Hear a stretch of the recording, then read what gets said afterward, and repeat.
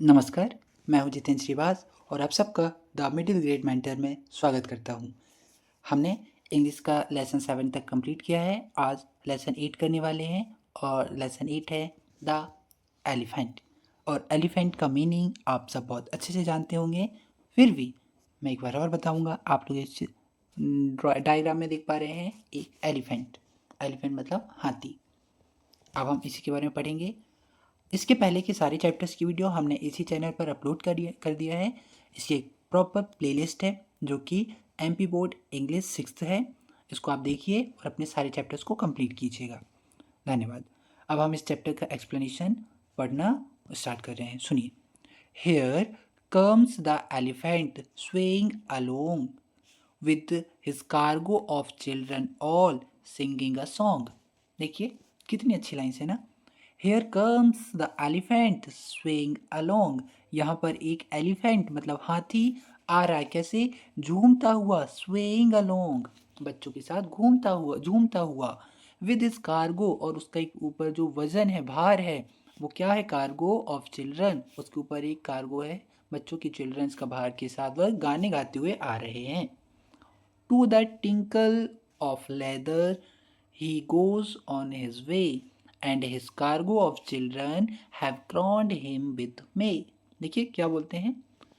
To the tinkle of लाफर, वह अपनी एक ट्विंकल सी हंसी को लिए हुए साथ में रास्ते पर झूमते हुए आ रहे हैं। साथ ही and his cargo of children, और उसके जो कार्गो है एलिफेंट्स के कार्गो चिल्ड्रन, उन्होंने उसको क्या? क्रॉन्ड मतलब कि एक ताज पहनाया हुआ है विद मे। और यहाँ पर मे वर्ड जो है बहुत इंपॉर्टेंट है। यहाँ मे का मतलब है एक तरह का फ्लावर है मे। फर्स्ट स्टेंजा कंप्लीट किया, सेकेंड स्टेंजा की ओर मूव करते हैं। ध्यान से सुनिए। और सेकेंड स्टेंजा ये रहा, आप बड़ी आसानी से देख पा रहे हैं। सुनिएगा। His legs are in leather and padded his toes। उसकी जो लेग्स हैं, एलिफेंट को हम हिज बोल रहे हैं यहाँ पर। लेग्स जो है लेदर्स के बने हुए हैं। एंड पैडेड हिज टोज, और वो अपने पैरों की टोज मतलब होता है उसके पैरों के पंजे, उस पर क्या करता है? पैडेड करते हुए आ रहा है। He can root up an oak what a whisk of his nose। और वो क्या? He can root up मतलब एक ओक के पेड़ को जड़ से बाहर निकाल सकता है। ये उसकी स्ट्रेंथ बता रहे हैं। What a whisk of his nose, और वो अपने इस नोज के साथ ये काम करता है। With a wave of his trunk, और वो इसकी जो नोज है आप देख रहे हैं, ये एलिफेंट की नोज जिसको हम बोलते हैं एक वर्ड में ट्रंक। ये वर्ड क्या है? ट्रंक। बढ़िया, आगे सुने। And a turn of his chin he can pull down a house or pick up a pin। और अपनी ट्रंक से ही वह क्या कर सकता है? एक पूरे हाउस को भी पुल डाउन कर सकता है, धक्का देकर के गिरा सकता है। पुल मतलब धक्का, डाउन मतलब नीचे गिराना, तो धक्का देकर के गिरा सकता है। और इसके साथ साथ पिकअप मतलब उठाना। अ पिन, एक छोटी सी पिन को भी अपनी उसी ट्रंक से नीचे से जमीन पर से उठा सकता है। अगला पैराग्राफ पढ़ेंगे, स्टेंजा पर आएंगे, और ये रहा उसका अगला स्टेंजा। ध्यान से सुनेंगे।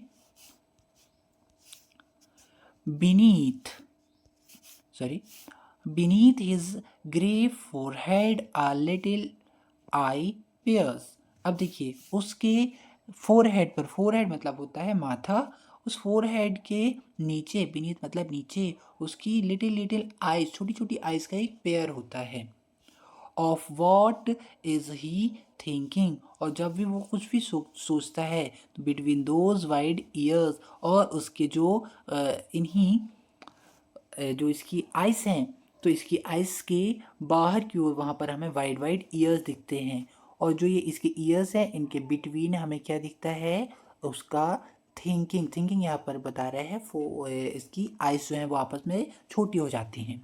इस तरह से हमने इस लेसन पर द एलिफेंट को पढ़ा और उसके बारे में समझा। अब हम इस लेसन के पोएम की एक्सरसाइज करने वाले हैं। ये देखिए फर्स्ट क्वेश्चन है। देखिए बुक में आपके पास इस पजल्स के लिए कुछ डायग्राम दिख रहे होंगे जो कि तरह तरह के एनिमल्स के हैं। डायरेक्ट हमने उस सभी एनिमल्स की जो है नेम को यहाँ पर मेंशन किया है।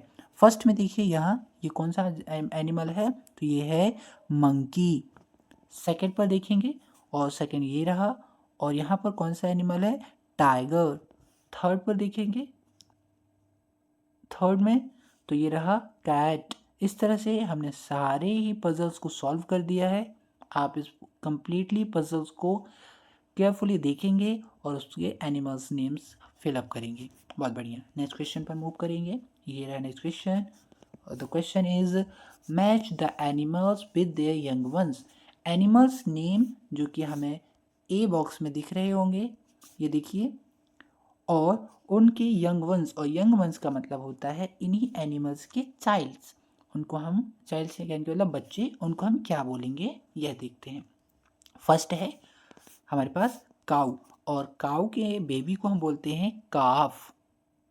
ऐसे ही शीप, और शीप के बेबी को बोलते हैं लैम्ब। उसी तरह हैन, हैन के बेबी को बोलते हैं चिक। हॉर्स, हॉर्स के बेबी को हम बोलते हैं फॉल। डक, डक के बेबी को बोलते हैं डकलिंग। इसी तरह पिग, पिग के बेबी को बोलते हैं पिगलेट। इस तरह से हमने मैथ का कॉलम कंप्लीट किया, आप इसे लर्न करिए। अब हम करते हैं क्वेश्चन आंसर्स। ये रहे, हमने अलग अलग क्वेश्चंस को अलग अलग कलर के साथ लिखा है ताकि आपको समझने में आसानी हो। देखिए उसे हम हाईलाइट भी कर रहे हैं। फर्स्ट क्वेश्चन है हाउ डज द एलिफेंट कम। जो एलिफेंट है वो किस तरह आता है, the elephant comes swaying along. जो एलिफेंट है वो झूमता हुआ आता है। सेकंड क्वेश्चन करेंगे, और सेकंड क्वेश्चन ये रहा, अब मैं रीड कर रहा हूँ। What is the cargo of the elephant. इस एलिफेंट का कार्गो क्या है, आंसर देखिए। The cargo of the elephant is the children on it. और जो बच्चे उसके ऊपर हैं वही उसका कार्गो है। नेक्स्ट क्वेश्चन ये रहा, और उसको मैं हाईलाइट करते हुए दिखा रहा हूँ, ध्यान से देखेंगे। तो ये रहा वो क्वेश्चन जिसे हम पढ़ रहे हैं, क्वेश्चन नंबर 3, और मैं अब रीड कर रहा हूँ। What can the elephant do with its trunk.